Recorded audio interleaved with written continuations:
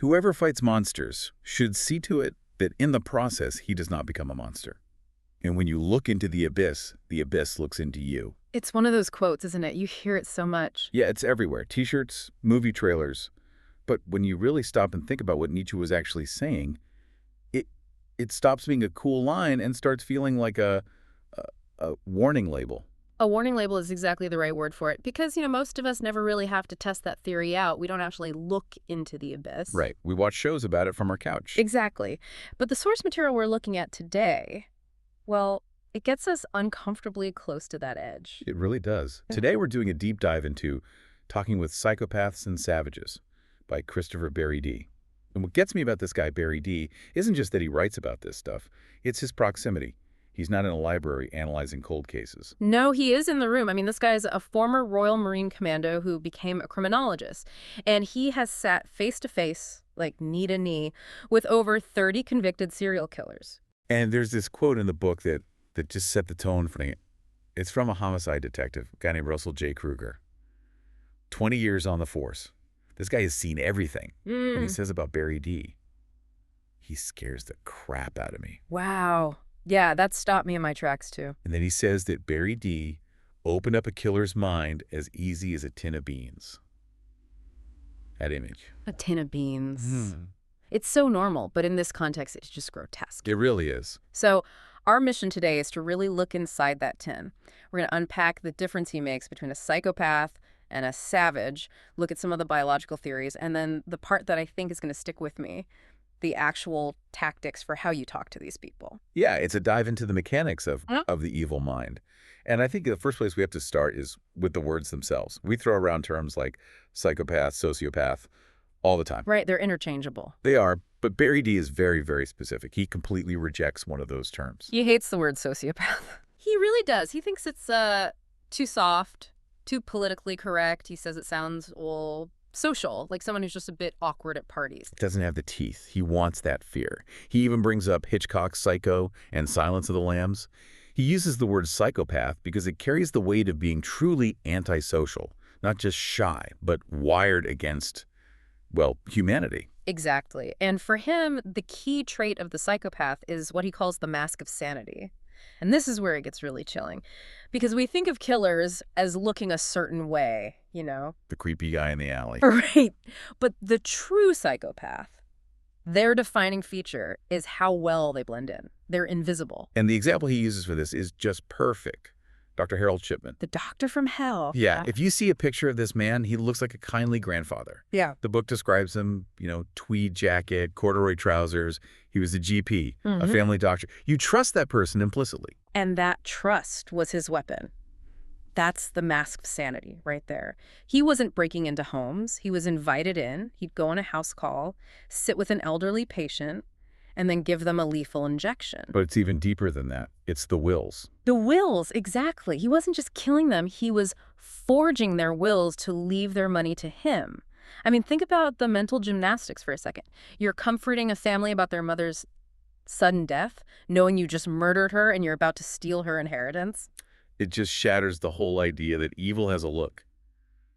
Shipman killed more than 200 people over years, and he got away with it because of the mask.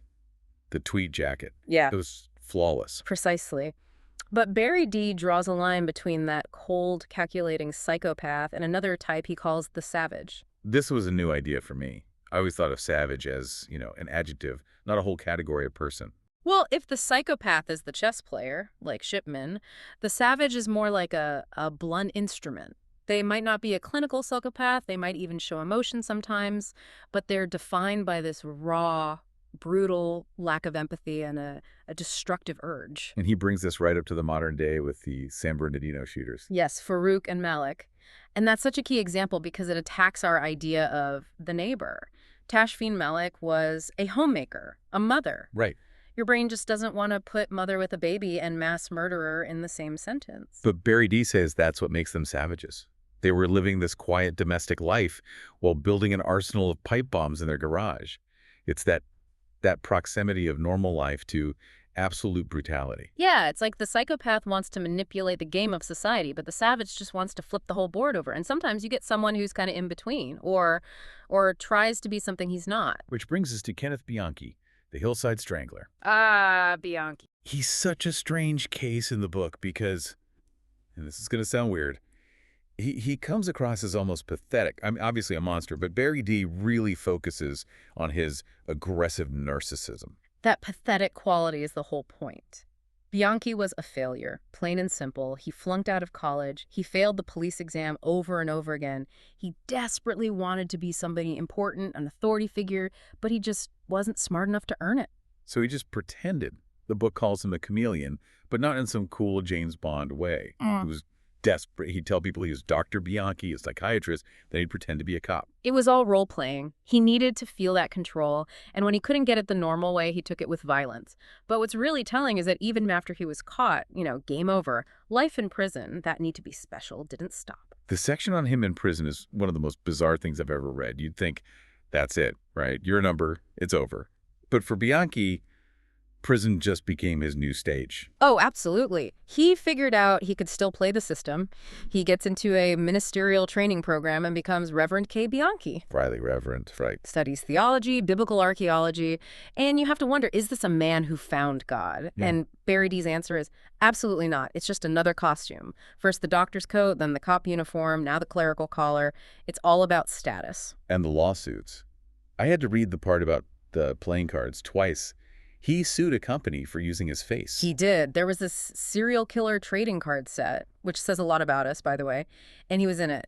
So he sued for breach of copyright, claiming they owed him royalties for his image. That is just the absolute peak of narcissism. Pay me for being a famous killer. And it kept going. He Yeah. sued the state of Washington for infringing on his private life.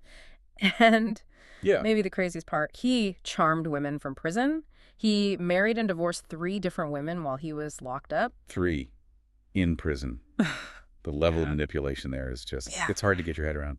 It's the engine of the savage narcissist. He can't exist without an audience. If he's not controlling someone, a wife, a lawyer, a warden, in his mind, he just disappears. So we have the psychopath's camouflage, the savage's brutality, the narcissist's ego.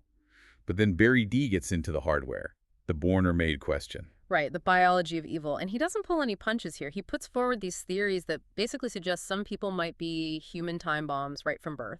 He talks about the amygdala, the sort of primitive part of your brain, and the frontal lobe, which is supposed to act as the brakes. The idea that their brake lines are cut. But then he gets into some really specific, almost sci-fi stuff, this cryptopyrrole. Yes. And even the book admits it sounds like something out of a Superman movie. But it's about a chemical imbalance. The name means hidden fiery oil.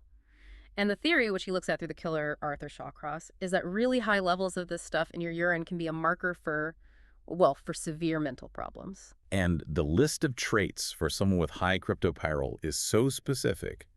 The book lays it out. They're night people, they skip breakfast, they have really pale skin. Can't stand loud noises, have bad short-term memory. Which is an interesting detail with Shawcross, because the book says his bad memory made him a terrible liar. He couldn't keep his stories straight. Right, which is unusual for a psychopath like Bianchi. But with Shawcross, the suggestion is that it's biological. If your body is just pumping out this fiery oil, how much free will do you really have? It's a really dark thought. It shifts the blame from a moral choice to a broken machine. And then there's the XY theory. The supermale syndrome, an extra Y chromosome. The book cites these stats saying it increases the risk of violent psychopathy by something like 20-fold. 20, that's a huge number. It is. Now, modern science is still debating all of this. We have to be careful. But Berry-Dee uses it to raise the question, if you're born with the extra Y and you have the cryptopyrrole thing and your amygdala is off, did you ever really stand a chance? And for us, the even scarier question is, can you be fixed? Or are you just wired that way? And that is the abyss. That's the thing Nietzsche was warning us about. Okay, so we talked about the what and the why. Yeah. Now I want to get to the how, because the title of the book is Talking with Psychopaths. How does he do it? He doesn't just show up and say, so tell me everything. No, there's a strategy. And a lot of it comes from advice he got from an FBI agent who uses the pseudonym Annabelle Lee. Which feels telling in itself, Yeah. right? That an FBI agent giving this advice has to stay anonymous. It does. It shows the danger. And her advice is, well, it's chilling. It's basically become what they desire. It's weaponized empathy. To get a killer to talk, you have to tap into their perversions. The John Wayne Gacy example was. Yeah. Gacy's victims were young men, so Annabelle Lee's advice was, don't write to him as a criminologist. No, write to him as an attractive young man. You have to present yourself as his victim type. Feed the fantasy. Because if you feed the fantasy, the guard comes down. They start to brag. And she goes even further into sensory stuff. You think of interrogation as just words, but she's talking about smell. This is such a sharp insight. Prison is a sterile place. It smells like bleach and concrete. So she says, if you're writing to a male killer, spray the letter with perfume. Include a sexy photo. If it's a female killer, use expensive cologne. You're trying to trigger a memory. Exactly. That smell cuts through the sterile environment. It stays in the cell. It pulls them back to the outside world, back to their desires. It creates this false intimacy that you can then exploit for information. But getting that close, Yeah. you're inviting them in, which leads right to his interaction with Keith Hunter Jesperson, the happy-face killer. Right. And this is where the tin of beans idea kind of breaks, and it gets a lot scarier. Jesperson is a huge guy, 6'6", and he was willing to talk to Berry-Dee, but he wanted to be the one in control. He sent him a tracing of his hand. A simple piece of paper with the outline of his hand, but he wrote on it, "To strangle someone, you need big hands like mine." That's not an interview answer. That is a threat. It's him reaching through the prison bars to metaphorically grab Berry-Dee. And then the fan mail. This is the Yeah. part of the book where I honestly had to just put it down for a minute. I don't blame you. Jesperson wanted to show off how much he was loved, so he shares this letter he got from a female fan. And on the letter, there's a lip print. A red lipstick kiss. Except Jesperson brags to Berry-Dee that it's not lipstick. He claims it's menstrual blood. It's just complete depravity. But you have to see why Berry-Dee puts that in there. It's not just for shock. It shows that the madness isn't just with the killer. There are people out there, fans, who are drawn to that darkness, who want to be a part of it. It validates the narcissism we talked about with Bianchi. It does. And for Berry-Dee to get that story, to see that letter, he had to be in that circle. He had to be corresponding with this guy, which brings us all the way back to the cost of doing this work. To get the truth, you have to wade through all of that. It all comes back to the mask, doesn't it? Yeah. We started with Shipman's mask, Yeah. the tweed jacket, Yeah. then the biological mask, the normal-looking person with the fiery oil inside. But there's also the mask the interviewer has to wear. Yes. To talk to a monster, you have to pretend to be someone they understand. And that's the risk. You wear the mask too long. Does it start to stick? So, as we wrap up, Yeah. what's the big takeaway here? We've gone from a doctor's office to a prison cell smelling of perfume. I think the takeaway is that you can't be complacent. Berry-Dee's work is proof that we don't live in a utopia. These people, whether they're born that way or they choose it, they're real. They are the homemaker next door. They are the GP you trust with your life. They walk among us. They do. And the mask of sanity is very, very effective. It's designed to fool us. Understanding the biology helps us categorize it later, but spotting it beforehand is terrifyingly hard. Which leaves us right back where we started, with Nietzsche. Berry-Dee stares into that abyss so we don't have to. He tries to understand the evil mind. But the question I'm left with is the knowledge worth the cost? If you stare in long enough to learn its secrets, you might be able to spot the monsters. But you also risk falling in yourself. A risk that, from these stories, feels all too real. That's it for this deep dive. Sleep well, if you can. Stay safe.